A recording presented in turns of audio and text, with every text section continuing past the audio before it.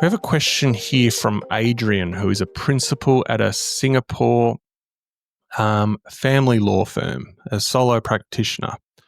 And Adrian has asked, what domain name should I register for my new law firm? Let's start with the last part of the domain first.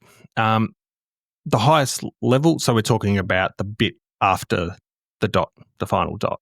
And the highest level is called a TLD, and that stands for a top level domain. So that's your like .coms, .nets, and those type of ones.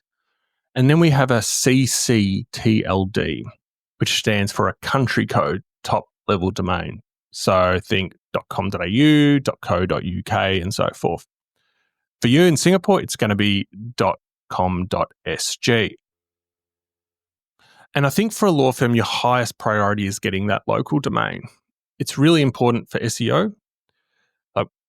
Whilst the reality is far more nuanced than what I'm going to explain now, Google will typically rank local domains based on the searcher's location. So if your searcher, which might be a referrer, a prospective client, someone who's going to join the firm, whatever it might be, if they're looking for you in Singapore, that .com.sg will appear before the .coms and any other, say, country codes.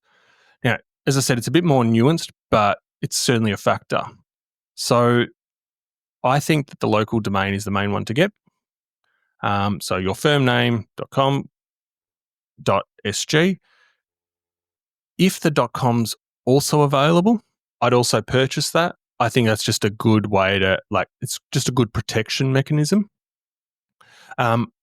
After that, once you have those, ideally 2 domains, but if you can only get the .com.sg, that's totally fine. Once you've done that, I think everything else, like all the other types of variants, become a bit less necessary from a brand protection mechanism. I generally think, for your primary domain, you want to avoid what I'd call I need a better way to describe this, but the weird ones like .net, .biz, .info, they're not as well regarded. I think it's also worth noting here that a lot of countries will make sure you have an entity in that country before allowing you to buy that domain. So that's something that's worth noting. So you might find that it's available because a lot of the local ones will have that kind of protection mechanism built in. No one can just go register it and sort of squat on it. You mentioned you're a solo practitioner, so I don't imagine this is the case, but maybe in the future, if you have offices in multiple countries, so for example, if your main office is in Singapore, but you're looking to expand into Malaysia, just by way of example, you might want to consider buying both local domains, but you'll need to check if you can do it in those countries, as I mentioned before. How you use multiple domains. So if you had multiple countries, it's a pretty complex topic that I can cover in a Q&A later if that's of interest to anyone on the call. So now let's have a quick look at what goes in front of the TLDs, so the CCTLDs, so that bit before the .com.sg. And my advice is that you want to keep that as short as possible.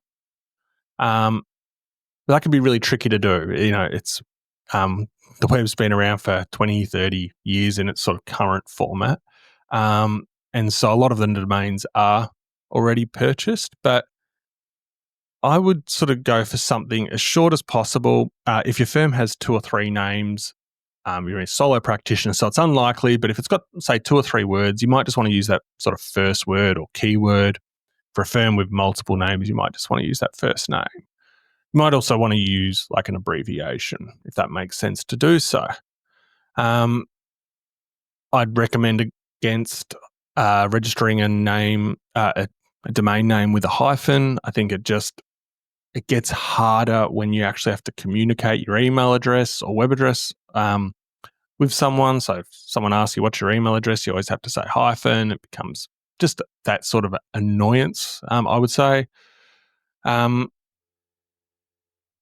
Again, as a brand protection mechanism, you might want to register the variants of your name. So if I use our fictional example that we always use, the firm being, say, Pearson and Schmidt Lawyers, you might register, say, pearsonschmidt.com, and you might also register pslawyers.com. You will need to pick a main one. So I think have a think about have a search on some of those domain tools about what you can get. Definitely go for the .com.sg. Pick a name that's short. Register those ones. But I've left my most important tip to last. If you haven't already registered this, and you can still take action on this even if you have already. But I would suggest make sure you have full access and ownership of your domains. They'll be managed in what's called a DNS. So that stands for a domain name system. And there's plenty around the web. If you Google register a domain, you'll find hundreds, if not thousands of them. So the site that you register your domain with will also be by default your DNS.